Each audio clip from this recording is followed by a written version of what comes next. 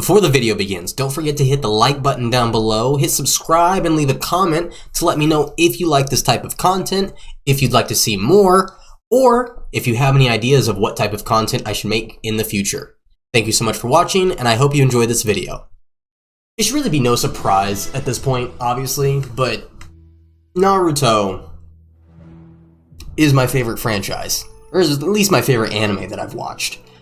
I've watched this show ever since I was around 6 years old, and Naruto led to Dragon Ball, which led to Sailor Moon and Yu Yu Hakusho, and so on and so forth, and now here we are.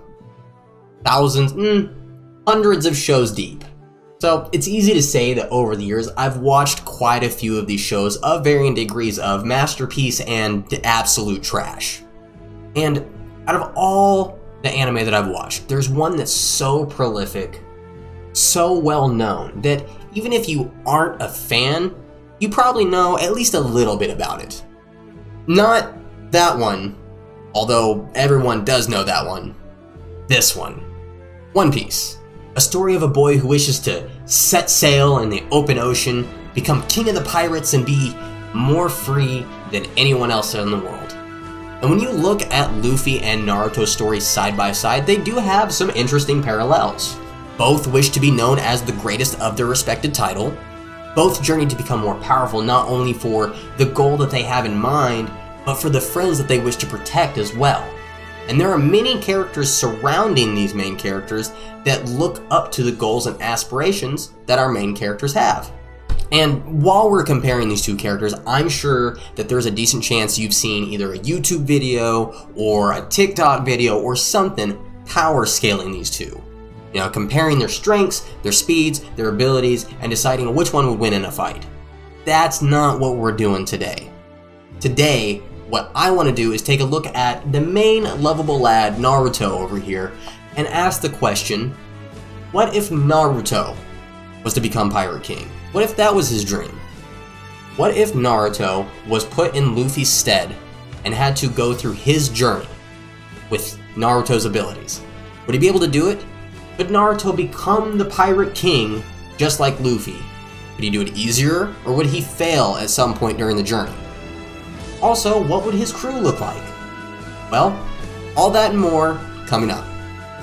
So we're going to start off Naruto's journey similar to Luffy's journey. Naruto's going to leave Windmill Village, going to collect a few crewmates, friends, whatever you want to call them, and then we're going to be starting off by facing against Buggy the Clown. So our journey starts off, we leave Windmill Village, Naruto lands himself on a boat that takes him to another island where a tied up Sasuke Uchiha is about to be executed. Now obviously Naruto finding Sasuke, Luffy finding Zoro, these characters are all very similar, and I feel like it would be about the same interactions. Naruto would offer to free Sasuke, Sasuke would tell Naruto to piss off, and then with the realization that it's either join Naruto's crew or die, Sasuke would relent and would eventually join Naruto's crew. And this would be pretty much the exact same thing as Zoro joining Luffy. The only difference is Sasuke's kit is a little bit more broken. Like, don't get me wrong, Zoro's definitely got more physical durability and strength and trains harder, for sure. But Sasuke's abilities are just too broken. He's essentially just an upgraded version of Zoro. Next on the list of characters that Naruto's going to be needing to meet is his burglar / navigator. Now I know this may seem kind of unorthodox, but the decision that we're going with is actually Shino Aburame. Shino is a master at both infiltration and scouting thanks to the various insects that live within inside of his body, and if he has a Bakoju beetle, he's actually able to circumnavigate and follow something all the way across the globe if he wants to. Anything or anyone. As long as he has its scent because of Bakoju beetle, he'll be able to track it. And because of these facts, I think Shino would be just a little bit better of a navigator than Nami would, sending out his various insects all across the ocean or all across the land to navigate and help his crew get to where they need to go. With both Sasuke and Shino helping, it's really hard to see Buggy the Clown posing any kind of threat to these three, but even if it somehow did relent to a 1v1 between Naruto and Buggy the Clown, what would Buggy do? Buggy lost to a time skip Luffy, who only had a few Gum Gum abilities. Naruto can literally clone himself thousands of times, and all of those clones can use Rasengan. Sure, Buggy can split himself up into multiple parts, but that doesn't mean he doesn't take damage, and Naruto's not the type to cut, he pummels. So Naruto would absolutely destroy Buggy the Clown. Next on the itinerary is for us to grab both our Cook and our Sniper. Starting off with Cook, there are very few options in the Naruto world. There's only a certain few characters that really have a personal connection with food that really makes them stick out in my mind. The main one being Teuchi, the ramen shop owner. But he's not really a ninja, he's not really that powerful, and I wouldn't want somebody on our squad that's just going to be helpless all the time. Choji is another option that comes to mind, but his connection's more of eating the food than it is making the food. So I feel like Choji would probably just end up eating all of our rations before we even make it to the next island, making Choji kind of a detriment. After combing through all of the Naruto characters, I feel like the best option is none other than Kosuke, what's his name? Kosuke Maruboshi. Now, I don't blame you if you don't know who that is, because I'm pretty sure he was only shown in some filler episodes. But, essentially, Kosuke is the oldest living genin within the Hidden Leaf. He's like 70, 80 years old. Aside from being the eternal genin and helping both the second and third Hokage, Kosuke is known as an amazing chef. Pretty much every single ninja squad that groups up with him, during their mission, they're always fed well. Kosuke is an amazing chef that can make amazing food out of just about anything, and I think he would be the perfect chef for our team. So now that we've picked our chef, what about our sniper?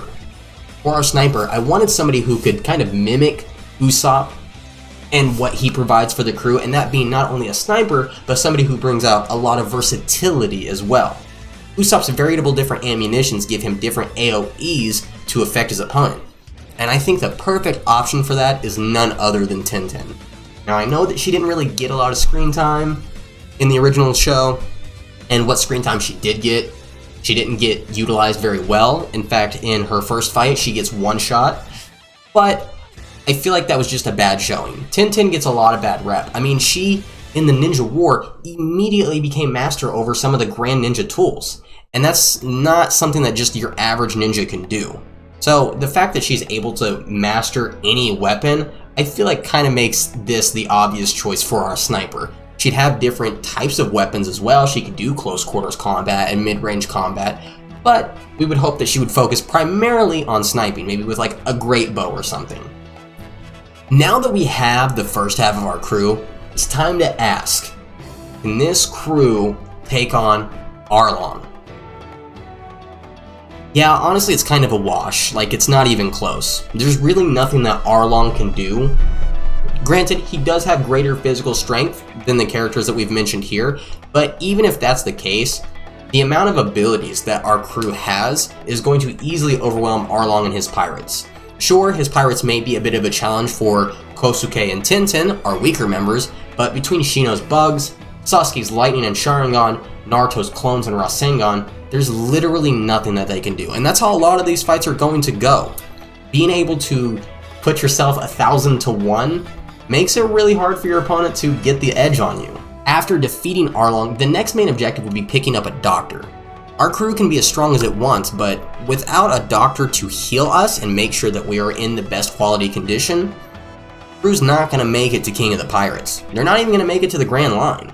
There are some very obviously strong medical ninjas in the Naruto universe, and I'm just going to go with the most obvious answer. Sakura. Sakura is a strong-willed character that has massive strength and also has insanely great medical ninjutsu. So good, in fact, that she was able to physically keep Naruto's heart beating and keep him alive after having the Nine Tails extracted from him. So, with how great her abilities are and the fact that she completes the trio for Team 7, I don't really think that there's a better option than Sakura. And she basically does everything that Chopper does, but better. She's just as good of a doctor. Well, maybe not. Maybe Chopper is a little bit better of a doctor, but I think that Sakura has the makings of being just as good of a doctor as Chopper.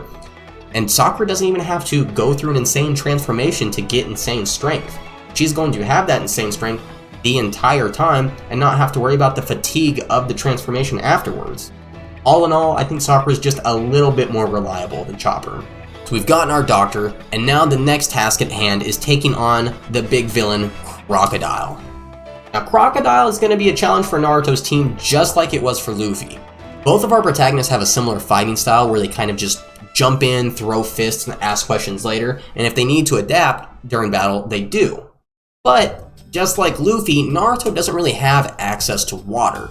So, how would this go? Personally, I think it would be almost exactly like how the fight between Luffy and Crocodile went. Naruto would lose the first fight, and then through some miraculous plot armor, would somehow be rehydrated and have enough energy to challenge Crocodile once again.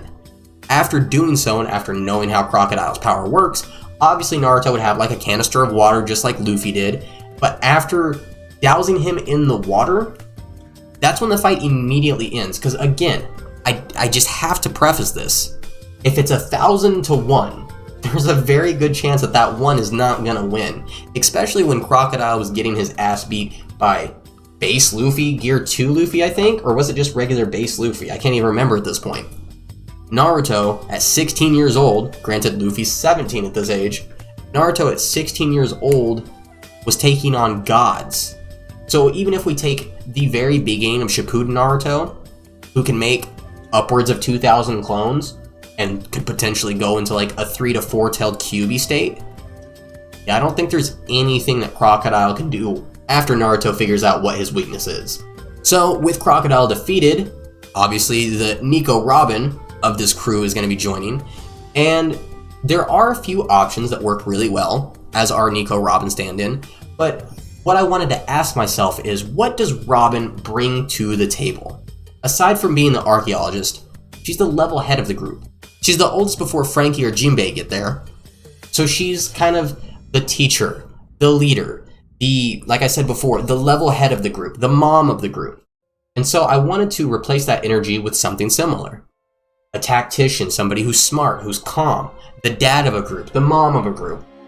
And I'm sure you already know what I'm gonna say and where I'm going, but he's the best written character in the show, and I don't care what anybody says, he's a great teacher as well. And the fact that it fully completes Team 7, I think, is just the perfect choice. So, in place of Robin, we're going to be adding Kakashi Hatake. And Robin's strong, don't get me wrong. Robin is very strong, especially with her demon form. But how many jutsu does Kakashi have? I'm Kakashi, the copy ninja. I know 1,000 jutsu. Kakashi brings way more versatility to the crew than Robin could ever hope to. Upon reaching Skypiea, Naruto would immediately face two major issues. One being the fact that he's extremely loud, so Enel would know he's there, and two being the fact that his body's not made of rubber, and that means that any of Enel's powerful attacks that hit him are going to do a lot of damage. Honestly, if Naruto's forced into a 1v1, this might be the first one that he loses. I think what it would come down to is either Naruto having to rely on both Sasuke and Kakashi with their lightning style as a counter to Enel, or Naruto would get knocked out to the point where the Kyuubi would start to take over, and maybe a 1, 2, or 3-tailed cloak would start to sprout, and at that point I think Naruto would just completely overwhelm Enel. I don't think there's anything Enel would be able to do against 3-tailed Naruto. I could be wrong, but I don't think I am. Water 7 and CP9 I feel like would go very similarly. The idea of Kakashi being the one that gets captured is a little odd to me, but either way, I think these arcs would go pretty much exactly the same. Of course, while we're in Water 7, we're gonna need to be picking up our shipwright, and there's really no better option than Yamato. I mean, think about it. The man can literally make wooden physical constructs at will of anything. If there's ever a hole in our boat, he can immediately patch it. If our boat gets destroyed, he can just make a new one. If we need shelter, Yamato can easily make it. His wood style would be indispensable as a shipwright. Fighting against CP9 would result in a bunch of 1v1s like in the original run, and honestly, I think our Naruto crew has a lot easier time than Luffy's crew did. Naruto would be pitted in a 1v1 against Rob Lucci, just like Luffy was. And honestly, it's just a battle of power and speed, of which Naruto has a good amount of both. But, like I stated previous, if Rob Lucci gets Naruto to the point where he's about to die, the Kyuubi just takes over, and there aren't many characters in the One Piece series up to this point that are going to be able to handle a Kyuubi amped Naruto. They could barely handle a regular Naruto. A 2-tails Naruto, a 3-tails Naruto is way too strong for characters like Rob Lucci, CP9, and any of the previous villains up to this point.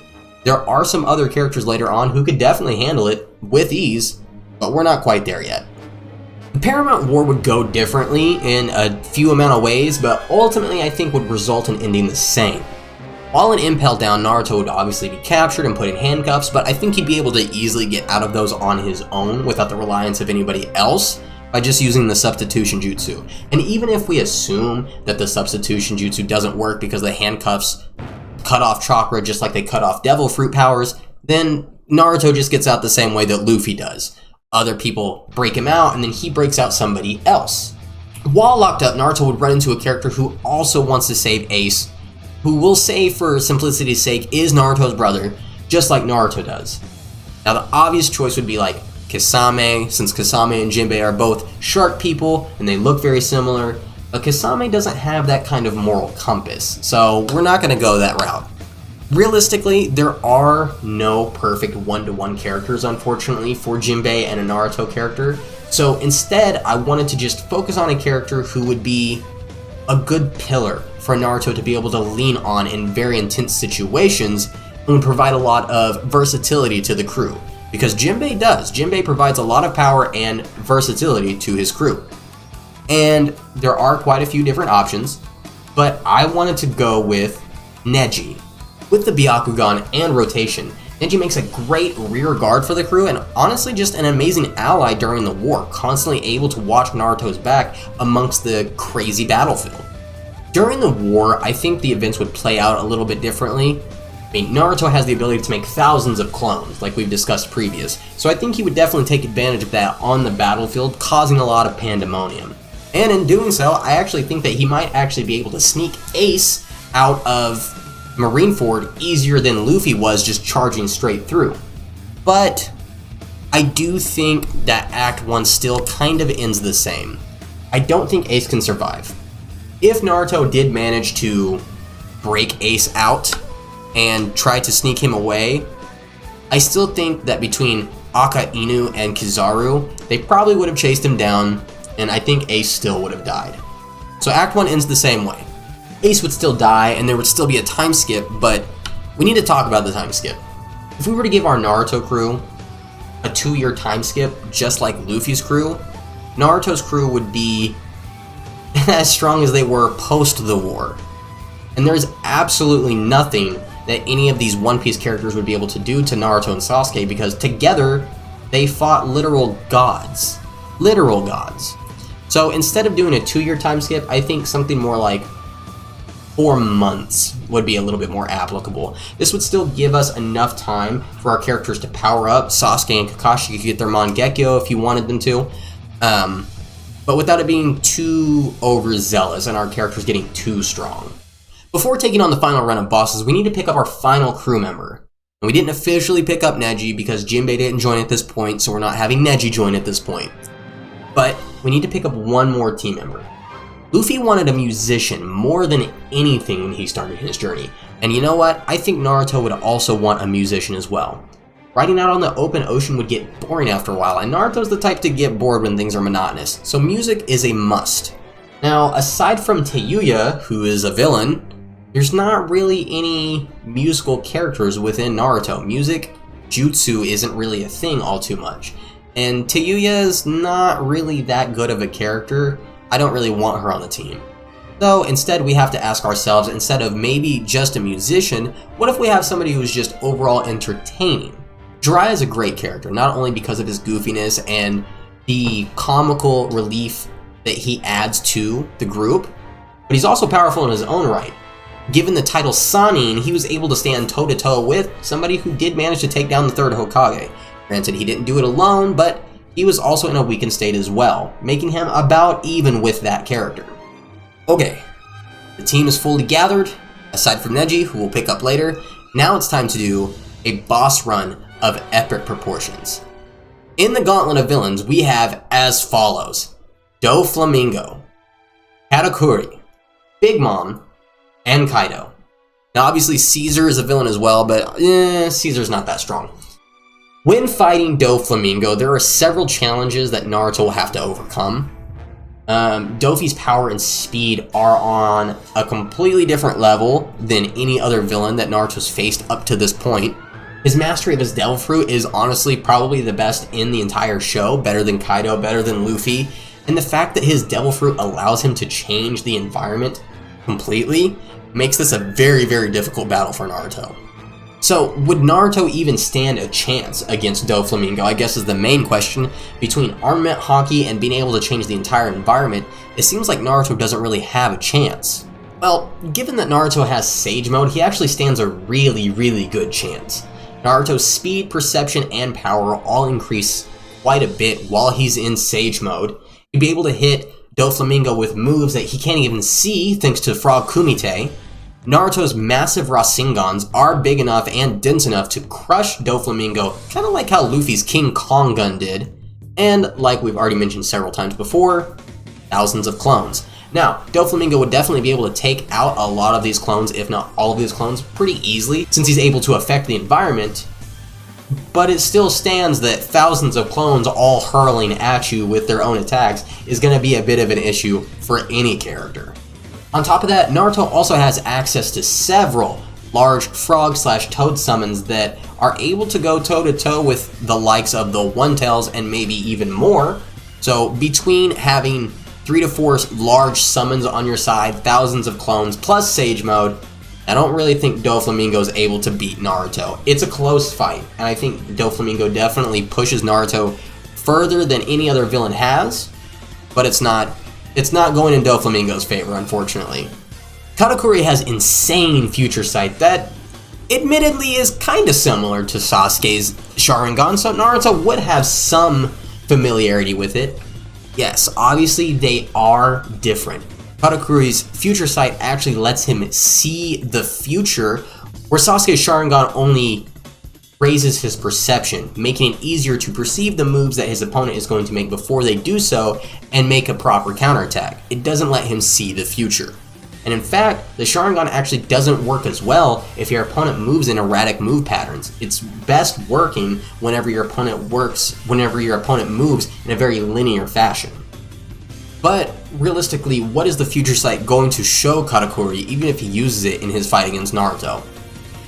Two things. It's going to show Naruto making clones and Naruto spamming the Rasengan, because that's really what he does. Now obviously, yes, it's going to key him into what he's actually planning on doing and how he actually plans to defeat him, but ultimately, just like most of these other characters, and many of the characters that Naruto ended up fighting himself, they just get overwhelmed. Naruto makes too many clones, he hits with too many powerful attacks.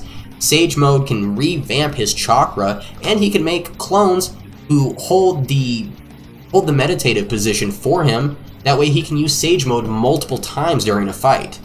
From here on, I think a lot of the story is pretty much the exact same, except for a few minor details. I do still think that Naruto ruins Big Mom's wedding, Big Mom attacks the ship, but if Big Mom were to attack the ship alone, like she did, and the entire crew is there, I think they might actually end Big Mom. Now granted, Big Mom's above the ocean. She has Prometheus with her, so she does have somebody who can save her, but between Sasuke's various lightning jutsu, Kakashi's Kamui, Shino's insects for distraction and energy extraction, Sakura's massive strength, there's just too many things that this crew has that Luffy's crew doesn't, that once Big Mom starts getting hit over and over and over and over, she's going to be overwhelmed. I mean, she lost to Kid and Law. 2 characters. I think the entire Naruto crew that we have here is definitely taking Big Mom. Similar to Luffy's first fight with Kaido, if Naruto was to fight Kaido in his current state, Naruto would get washed. Kaido would backhand him, hit him with one Thunder Bagua, and just like Luffy, Naruto would go careening into the side of a mountain and thrown into prison. This is the time where Naruto learns KCM1 and KCM2. Luffy learned how to use Ryo while he was in prison. While Naruto's in prison, he convenes with Kurama, learns his real name, has the struggle, takes his chakra, and then eventually is able to use KCM1 and KCM2. Now, Kaido has insane durability, able to fight multiple characters at their peak power, several fights in a row, one after the other, over the course of a day. That is insane. He fights a lot of the most powerful characters back to back to back to back to back. Insane durability. However, Naruto's durability is, in my opinion, just that much crazier. On top of fighting Kurama and learning how to use KCM1 and KCM2, and then fighting the Raikage, and then fighting in the war, giving his chakra to thousands of people, Naruto fought for 72 hours straight during the war, fighting with multiple Kage-level threats. Like I said before, sharing his chakra to around an estimated 37,000 people still able to fight. In his KCM2 mode, Naruto has the ability to effortlessly swat away multiple Bijou bombs, which are supposed to be like the real-world equivalents to nukes. So I don't really think that Kaido has enough strength to defeat Naruto's durability. It's a fight. It's a brawl. It's a straight-up slobber knocker. Both of them hitting each other, going down into their base form until just one punch is left. But once again, if it's the entire crew jumping Kaido, Kaido doesn't stand a chance. Naruto on his own, with KCM1 and KCM2, I feel like would probably be able to do it. Rasen Shuriken hits you on the molecular level and destroys your cells. If he hits Kaido with one of those, no matter how durable the outside of his body is, it's going to do some damage. It's going to deteriorate something. And since he's able to throw it in Sage mode, in KCM mode, in KCM2 mode, he can make mini Bijou Damas, mini Rasen Shurikens. His damage output is just so great, I don't think Kaido takes it. I don't. And that leads us to our current point of Egghead Island. Now, obviously, there are still threats on the horizon. Bigger enemies to come. Kizaru, the Gorosei, Emu. We don't even know how powerful Emu is. Emu's powerful enough to wipe out an entire island with their weapon. But nobody so far, just power-wise by themselves, aside from Kaido, has really given the same energy and threat that Madara did during the war, especially whenever he becomes Jubi Madara. So there's no point for Naruto to get 6 paths Sage mode yet. But if the point happens where Naruto needs to unlock 6 paths Sage mode, there's literally nothing in the One Piece universe that is going to be able to stand up to him. Him alone. That's not including Sasuke, Kakashi, Sakura, Shino, Neji. This team is just simply too strong for the One Piece universe. I'm sure you could probably make the case that a very specific group of pirates could take on this group of ninjas, but at the end of the day, I think no matter what the One Piece world has to offer, Naruto and his team will definitely be able to take the challenge. And with that, I do genuinely think that Naruto could become the Pirate King. In fact, I think he'd do it a little bit easier than Luffy, a little bit quicker. He'd start off his journey at 15 and a half years old, and then he'd end it by 16, just like Shippuden. Be about a 6-month span instead of 2.5 years. But that's just my opinion. What do you think? Do you think Naruto would be able to make it all the way to Pirate King? Do you think he could beat Kaido? Tell me down in the comment section below if you think I'm right or if you have better ideas. If you like this video, please hit the like button and subscribe. That way you can always be notified of when the next video comes out. Thank you guys so much for watching, and I will see you all next time.